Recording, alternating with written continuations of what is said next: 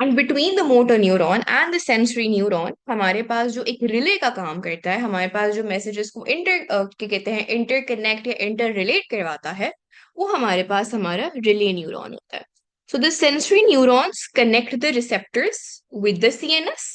The relay neurons are found in the CNS, which connect the sensory neuron with the motor neuron, and the motor neuron basically connect the CNS with the effector. ये सब कुछ हमने last class में किया था. इसको लेके कोई question? Everything clear about that? Yeah. Relay neurons are majorly found in the CNS. But हमारा जो सीएनएस है, that itself is your brain and the spinal cord. हमारा जो ब्रेन और स्पाइनल कॉर्ड है वो हमारा सेंट्रल नर्वस सिस्टम है. ठीक है. बाकी जो हमारी बॉडी का एरिया जहां पे हमारी नर्व्स एग्जिस्ट करती है, मैंने उस दिन ड्रॉ भी किया था, लेट मी शो. सो हमारे पास जो ब्रेन और स्पाइनल कॉर्ड है, दैट्स योर सीएनएस. और हमारे पास बाकी जितनी जो नर्व्स हैं, cranial nerves and spinal nerves, they are basically what, they are your peripheral nervous system, PNS उसको हम बुलाते हैं. एंड हमारे पास इन क्रेनियल नर्व्स और स्पाइनल नर्व्स में ही हमारे जो न्यूरॉन्स हैं वो एग्जिस्ट करते हैं. Nerve is basically a collection of many neurons. Neuron cell होते हैं. अ कलेक्शन और a bundle of neurons is called a nerve. ठीक है. या हमारे पास वो सीएनएस में ही होती है. मोटर न्यूरॉन्स की जो सेल बॉडी होती है ना, इट्स इन द सीएनएस. सी. और वो फिर उसकी जो सेल बॉडी है जो सीएनएस में, that is taking the message all the way to the effector. Okay. Perfect. Now हमने न्यूरॉन्स देख लिए. न्यूरॉन्स हमारे पास बेसिकली वो सेल्स होती हैं. हमारे पास या वी हैव मोटर न्यू. हमारी एग्जैक्टली जो हमारी स्किन है, स्किन क्या है? स्किन बेसिकली हमारी it's basically a sense organ. पूरी जो स्किन है वो हमारे पास एक सेंस ऑर्गन है ना. टच का स्टिमुलस हमारी स्किन फील करती है, पेन का स्टिमुलस हमारी स्किन फील करती है. आगे जाके हम लोग वो पढ़ेंगे भी, क्या कहती हैं, स्किन के अंदर जो पिसीनियन कॉर्पस्कल होता है, that's also the part of this syllabus.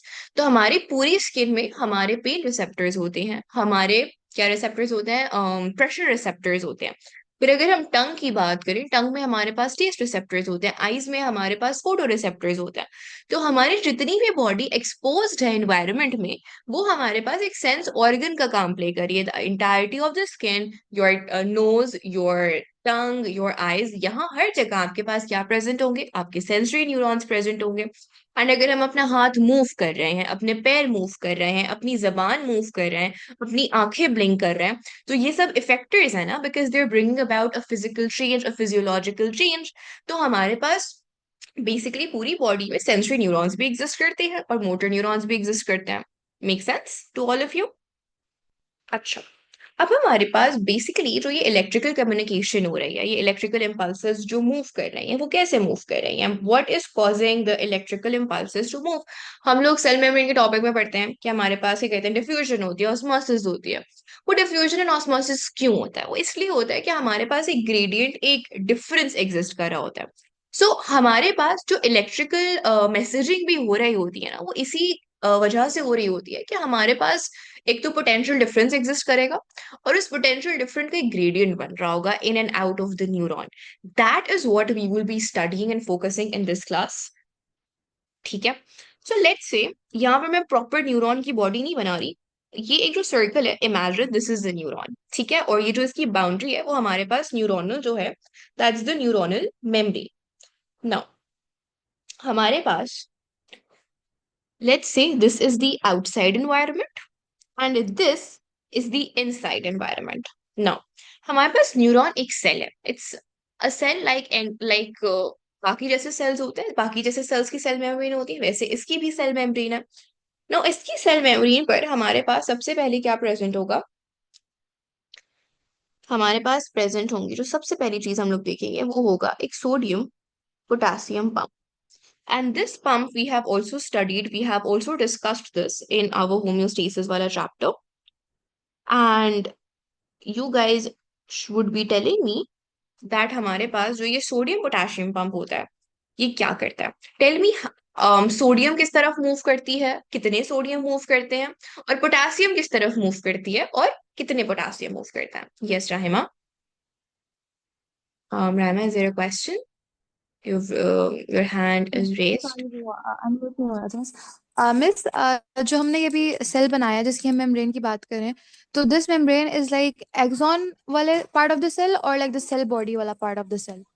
हमारे पास बेसिकली जो एक्सॉन भी है, that is part of our neuron. ठीक है, न्यूरॉन एक सेल है। जो एक्सॉन है ना, वो कोई ऐसा चीज नहीं है कि हमारे पास वो it's different from a cell. Axon हो गया, डेंड्रॉन हो गया, दे आर साइटोप्लाज्मिक एक्सटेंशंस। तो सेल बॉडी वो पार्ट होती है जहां पर ऑर्गेन्यूल्स एग्जिस्ट करते हैं। डेंड्रॉन्स एंड एक्सॉन्स भी बेसिकली हमारे पास, उनके पास भी सेल मेम्ब्रेन होगी, वो भी एक उस न्यूरोनल सेल का पार्ट ही है। they're just an extension of the cell। जैसे आपको याद होगा, हमने प्लांट में क्या पढ़ा था? प्लांट में हमने रूट हेयर सेल पढ़ा था। तो जो ये रूट हेयर कोई अलग से चीज नहीं थी, root hair was actually an extension of that cell only.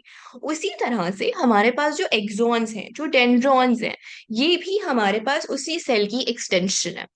तो हमारे पास डेंड्रॉन्स हो गए, एक्सॉन्स हो गए, सेल बॉडी हो गए, इन सब की मेम्ब्रेन होती है, एक फॉस्फोलिपिड बाइलेयर इनको इंक्लोज कर रहा होता है। Is this clear, राहिमा?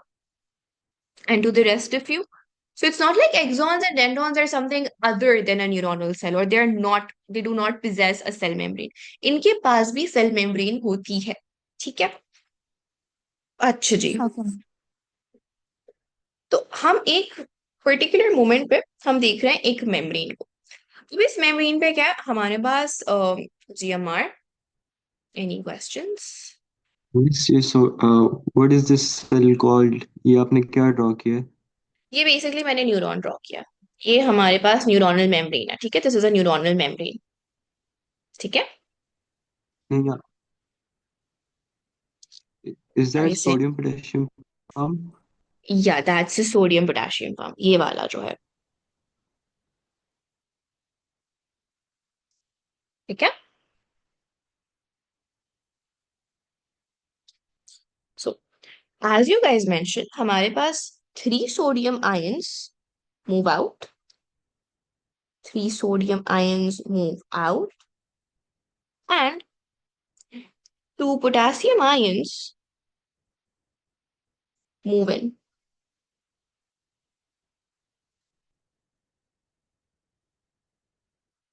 Now, miss, हमेशा sodium moves out and potassium moves in ही होता है?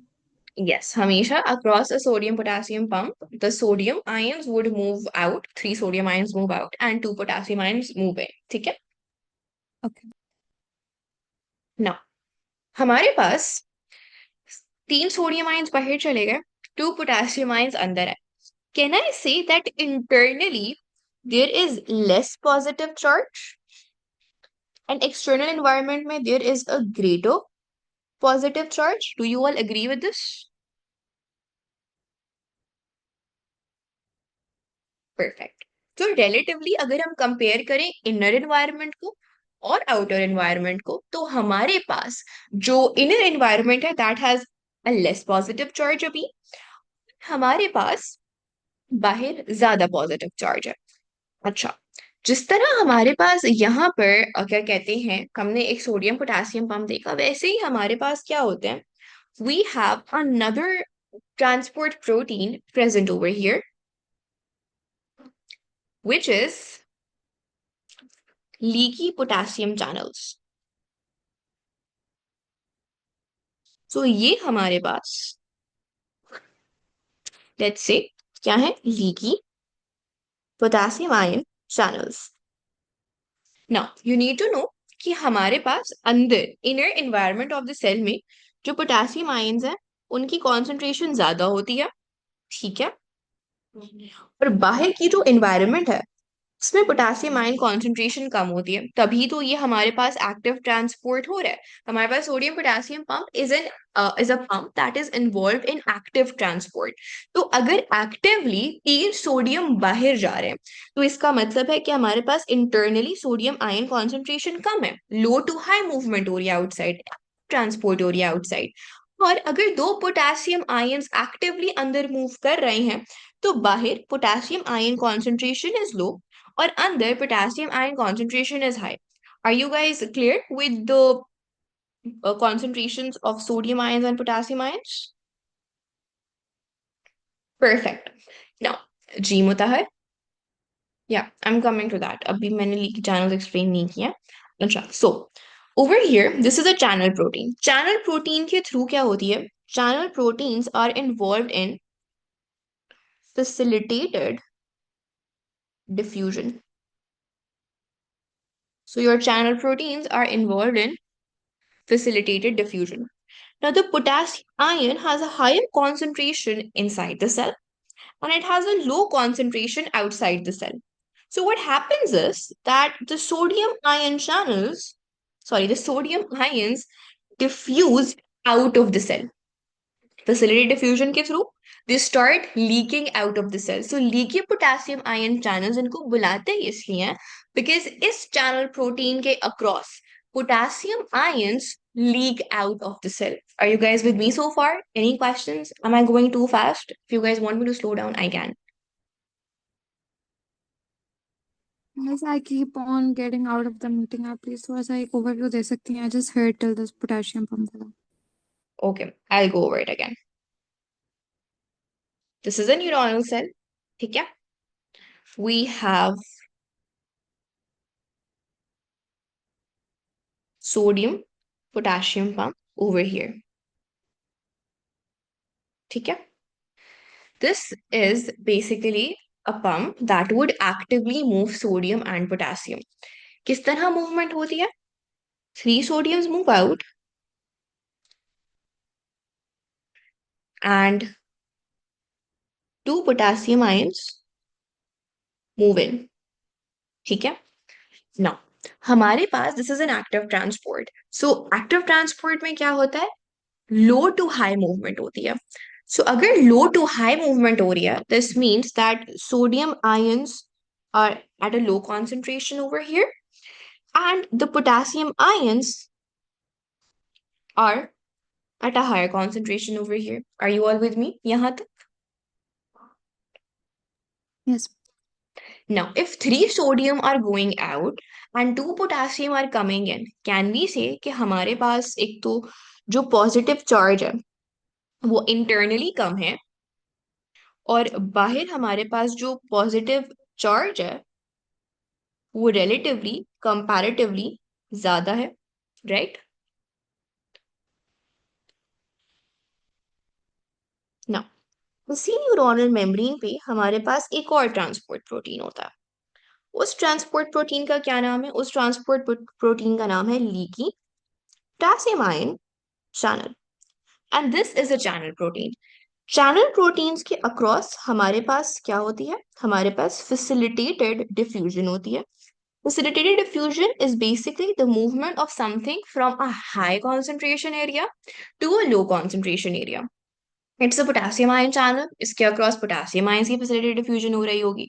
So हमारे पास जो potassium ions हैं, they are at a higher concentration inside the cell. And that means कि हमारे पास potassium ions are at a lower concentration outside the cell. So if the potassium ions have to move across this channel protein, they would leak out of the cell. Is this clear, Rahima, Sanya? Are you guys Yes. with me now? Any questions? No, miss. Okay, Sanya, आपको भी clear हो गया? Yes, miss. Why does the potassium leave? The potassium is leaving because there is a concentration gradient नामा. हमारे पास यहाँ पर high है, यहाँ पर low है. तो क्या पोटेशियम की facilitated diffusion हो सकती है high to low? This is an open channel protein. ये चैनल प्रोटीन खुला हुआ है. इस चैनल अगर एक दरवाजा खुला हुआ है, you have an open area to move and there is a concentration gradient already established. So उस concentration gradient के across movement हो सकती है, down the concentration gradient movement हो सकती है, and obviously this does not require ATP and this requires ATP over here. Is this clear, Ammar? Because this is an open channel. जी. First it will move in, जिसकी वजह से potassium की concentration ज़्यादा हो जाएगी and then it will move out. Yes. Facilitated diffusion होगा. Yes, हमारे पास एक तो ये भी, और दूसरा हमारे पास लीड की पोटेशियम आयन चैनल्स के थ्रू ना बहुत स्लो मूवमेंट हो रही होती है, कोई बहुत फास्ट मूवमेंट नहीं हो रही होती। इट्स लाइक फॉर एग्जांपल एक पाइप है, उस पाइप में एक छोटा सा होल है, ठीक है। अब उस होल के अक्रॉस पानी लीक करेगा बिकॉज वहां पर होल्स है। बट अगर छोटा सा होल है तो हमारे पास जो वाटर है वो बहुत तेजी से लीक नहीं करता, थोड़ा थोड़ा बहुत स्लोली लीक करता है। अगर उस होल को हम बहुत बड़ा कर देंगे तो वो बहुत जल्दी लीक करेगा। Imagine the leaky potassium ion channel to be a very small hole in the pipe. इसके अक्रॉस बहुत आहिस्ते आहिस्ते पोटेशियम जो है ना वो लीक आउट कर रहे हैं, ठीक है।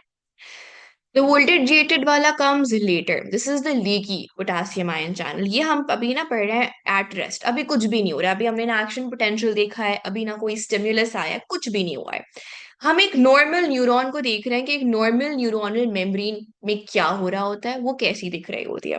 अभी मैंने बोला ना इट्स एन ओपन चैनल, तो हमारे पास वोल्टेज गेटेड चैनल्स होते हैं, they need a voltage stimulus. उस पे हम आएंगे जब हम एक्शन पोटेंशियल इंशाल्लाह कर रहे होंगे ना। अब I want you guys to be with me and answer this to me.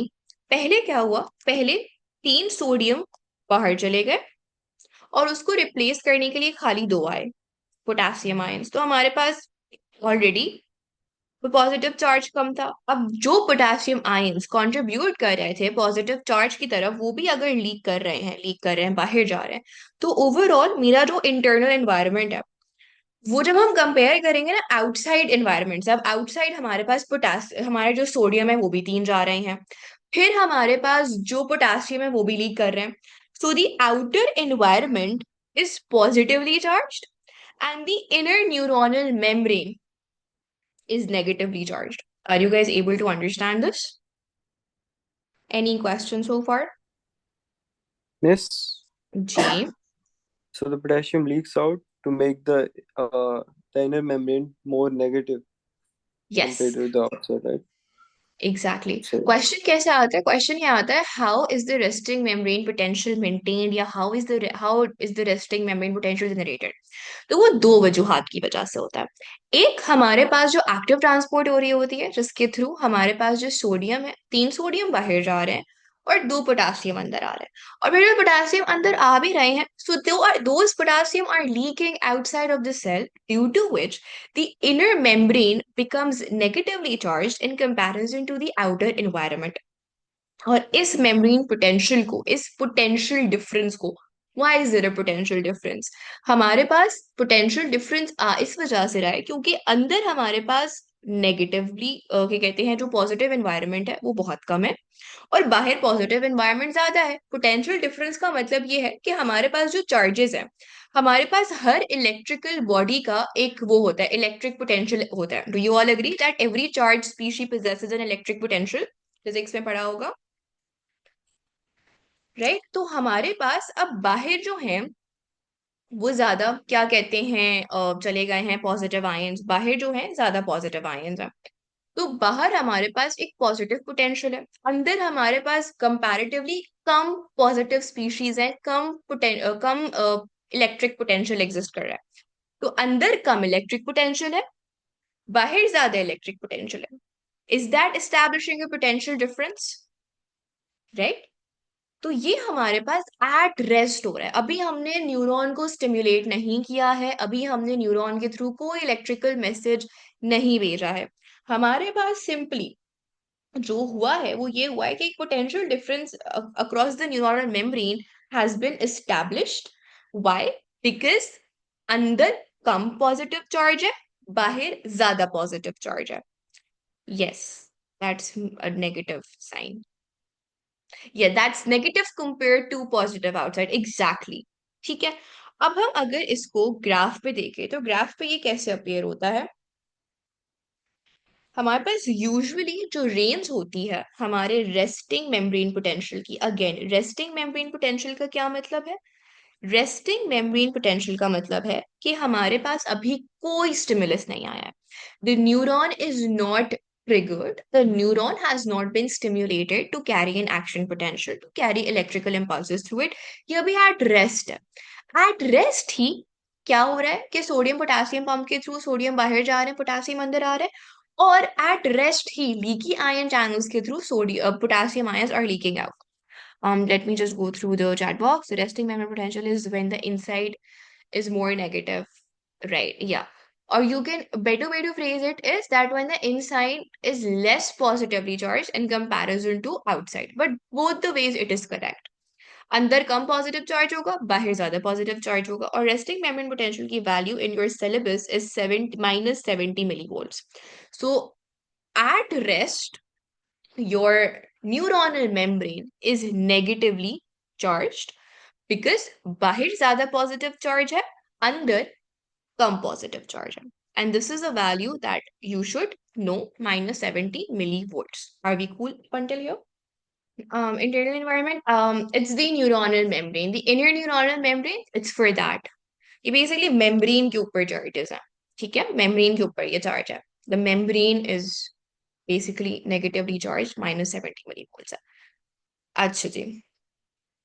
Now, हमारे पास if I ask you the maintenance of the resting membrane potential, यानी resting membrane potential through and through maintained रहता है. जब neuron rest पे होता है तो हमारे पास क्या कहते हैं, ये मेम्ब्रेन पोटेंशियल एग्जिस्ट करता है, नेगेटिव चार्ज एग्जिस्ट करता है न्यूरोनल मेम्ब्रेन पर. Now if I ask you guys, the maintenance of a resting membrane potential, is that a passive process or is that an active process? Okay, right. So yeah, हमारे पास it's an active process because हमारे पास जो पहला step है that requires ATP. तो हमारे पास अगर ATP नहीं present होगा, इन एंड आउट मूवमेंट नहीं होगी सोडियम और पोटेशियम की, तो हमारे पास मेम्ब्रेन पोटेंशियल को मेंटेन करना मुश्किल हो जाएगा. ठीक है, सो हमारे पास we need ATP, we need energy for the active transport across the sodium potassium. So maintenance of the resting membrane potential has ATP requirement. So, अगर इस रिस्पेक्ट से हम क्या कहते हैं उसको देखें, एक न्यूरॉन के अंदर के पार्ट्स को अगर अब हम देखें कि न्यूरॉन के अंदर हमें कौन से क्या कहते हैं ऑर्गेनील्स नजर आ रहे होंगे, या what is the role of the organelles inside a neuron. या बट हमारे पास पोटेशियम आयंस लीक तब होंगे जब हमारे पास क्या कहते हैं कांस्टेंट इनफ्लक्स होता रहेगा ना पोटेशियम आयन का. अगर हमारे पास एक पॉइंट आएगा हाई पोटेंशियल अगर है पोटेशियम आयंस का, and those potassium ions, for example inside की मैं बात कर रही हूँ, इनसाइड हमारे पास जो पोटेशियम आयंस हैं they have a higher potential. और ये लेट्स से आउटसाइड एनवायरनमेंट है, बीच में let's say this is your neuronal memory, यहाँ पर हमारे पास कम पोटेशियम आयंस है ना. डिफ्यूजन हुई, facilitated diffusion through leaky ion channels. एक पॉइंट आएगा अगर हमारे पास सोडियम पोटेशियम आयन के थ्रू अगर एक्टिव ट्रांसपोर्ट नहीं हो रहा और हमारे पास पोटेशियम आयंस का constant influx inside the cell through the sodium potassium pump नहीं हो रहा, तो एक पॉइंट नहीं आएगा जब हमारे पास क्या कहते हैं बैलेंस आउट हो जाएगा और फिर हमारे पास पोटेशियम आयंस बाहर लीक करना बंद हो जाएंगे क्योंकि अब डिफ्यूजन हो ही नहीं सकती क्योंकि कोई ग्रेडियंट एग्जिस्ट नहीं कर रहा होगा. Are you guys getting this, that why it is an active process? Because अगर हमारे पास सोडियम पोटेशियम पंप काम करना बंद कर देगा, सो although initially leaky ion channels के थ्रू जो मूवमेंट हो रही है उसकी वजह से हमारे पास इंटरनली पॉजिटिव चार्ज जो है दैट वुड डिक्रीज. बट एक पॉइंट आएगा जब ये मूवमेंट रुक जाएगी, और अगर ये मूवमेंट रुक जाएगी तो हमारे पास maintenance of a constant resting membrane potential would also stop. Are you all with me? Any questions? I know I'm going too fast today. If you guys want me to repeat anything, please ask. मुझे कोई मसला नहीं है. Anybody who wants me to repeat this? Okay, I'll repeat the last part. Okay. यहाँ तक सब मेरे साथ है कि अंदर हमारे पास ग्रेटर पोटेशियम आयन कॉन्सेंट्रेशन है और बाहर हमारे पास कम पोटेशियम आयन कॉन्सेंट्रेशन है. या all of you are with me? Great. Now Rahima's question was कि हमारे पास अगर एक्टिव प्रोसेस ना हो और हमारे पास खाली क्या कहते हैं लीक भी कर रहे हैं potassium ions without the requirement of ATP, क्योंकि हमारे पास डिफ्यूजन एक पैसिव प्रोसेस है, तो हमारे पास अगर पोटेशियम आयंस लीक भी कर रहे हैं तब भी तो हमारे पास पॉजिटिव चार्ज बाहर जा रहा है, तब भी तो एक नेगेटिव पोटेंशियल डिफरेंस बन सकता है अक्रॉस द न्यूरॉनल मेम्ब्रेन. तो क्यों हमारे पास खाली एक्टिव ट्रांसपोर्ट को हम इतना एम्फेसाइज कर रहे हैं? the thing that I explained over here was कि हमारे पास ठीक है फैसिलिटेटेड डिफ्यूजन हुई, ये हमारे पास फैसिलिटेटेड डिफ्यूजन हो रही है। एक पॉइंट आएगा ना कि हमारे पास क्या कहते हैं, अगर बाहर से इन्फ्लक्स नहीं हो रहा, एक पॉइंट ऐसा आएगा कि हमारे पास दोनों एरियाज में बैलेंस हो जाएगी potassium ion concentration. Do you all agree कि एक पॉइंट पे बैलेंस मेंटेन हो जाएगा डिफ्यूजन होते होते होते? Is there anyone who cannot understand this? That's perfectly fine. I'll re-explain. Sanya, are you with miss me? Exactly balance का क्या मतलब हुआ कि जिस तरह वहां पे ज्यादा थी तो वो सारा जितनी ज्यादा थी वो उस तरफ आ गई है कि अब दोनों बैलेंस तरफ का एक मतलब ये इक्वल हो है गई कि है। अगर 5 यहाँ पर है पोटेशियम आयंस तो 5 यहाँ पर होंगे, यानी कि ठीक इक्वल है। Concentration on both sides, exactly as Mishal said. ठीक है, तो अगर एक इक्वल कॉन्सेंट्रेशन दोनों साइड्स पर बन जाएगी, हो जाएगी, तो हमारे पास अब क्या कोई कॉन्सेंट्रेशन ग्रेडियंट एग्जिस्ट करता है? अब क्या कोई डिफरेंस एग्जिस्ट करता है कि डिफ्यूजन हो? नहीं। राइट? तो हमारे पास क्या कहते हैं, अगर कॉन्सेंट्रेशन ग्रेडियंट एग्जिस्ट नहीं करेगा तो हमारे पास ये मूवमेंट एक पॉइंट आएगा, रुक जाएगी, ये सारा प्रोसेस हॉल्ट हो जाएगा।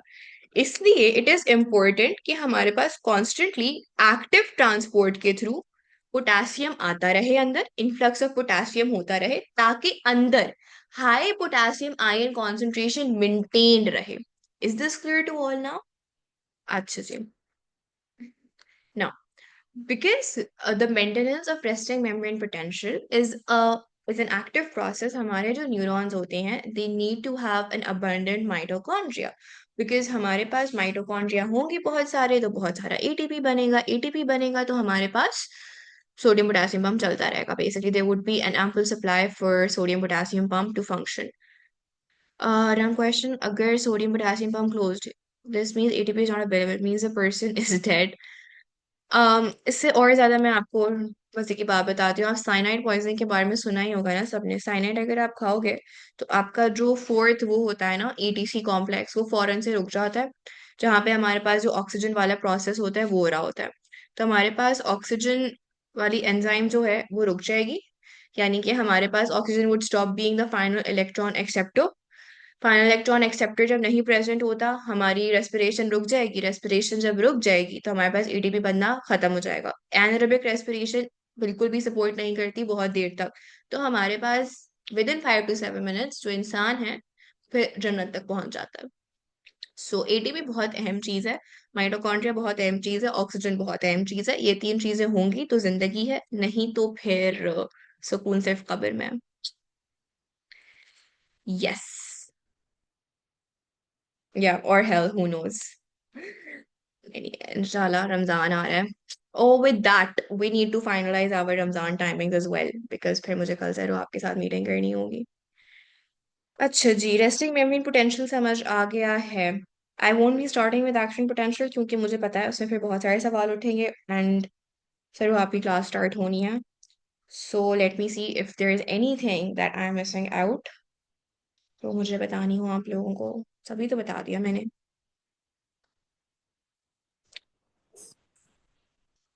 Yes, Amna, are you saying something? Yeah, whereas the resting membrane potential is there when there's no conduction, right? Yeah, it is there when the neuron is not electrically stimulated or chemically stimulated. जब neuron बिल्कुल rest पर है, that's the resting membrane potential. So Like, naturally हमारे पास neuronal membrane is negatively charged at rest. Means तो हमारे पास तो हर वक्त ही stimulus हो रहा होता है ना, तो मतलब कब होता है जब रेस्टिंग मेम्ब्रेन पोटेंशियल एक्टिव होता है? अच्छा, हमारे पास न्यूरॉन्स ना एक नहीं होता है, मिलियंस ऑफ न्यूरॉन्स होते हैं, और हमारे पास मिलियंस ऑफ न्यूरॉनल पाथवेज होते हैं। फॉर हम्म, एग्जाम्पल, मैं अगर अपना हाथ अभी मूव कर रही हूँ या अगर अपना मुंह मूव कर रही हूँ, आई एम स्पीकिंग राइट, तो मुझे ब्रेन सिग्नल या कर रही है मेरे माउथ को स्पीक करने का।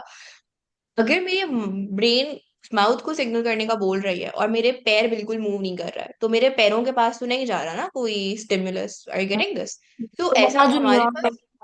मेम्ब्रेन सॉरी, है आप वो कुछ बोल रहे हो? रेस्टिंग हो, तो जो लाइक जब पाँव में जो न्यूरॉन्स होंगे वहां पर पाँव में न्यूरॉन्स होते हमारे पास न्यूरॉन्स तो हर जगह होते हैं ना, हमारा ब्रेन हैं? हर बॉडी ऑर्गन से कनेक्टेड है ना, तो कैसे कनेक्टेड है? न्यूरॉन्स के थ्रू कनेक्टेड है। मैसेजिंग अगर हो या रही है brain to any part, neurons के थ्रू हो रही है, तो हर जगह न्यूरॉन्स या है। My brain is not braining, sorry. That's okay. अच्छा, ओके, एनी क्वेश्चंस किसी को भी?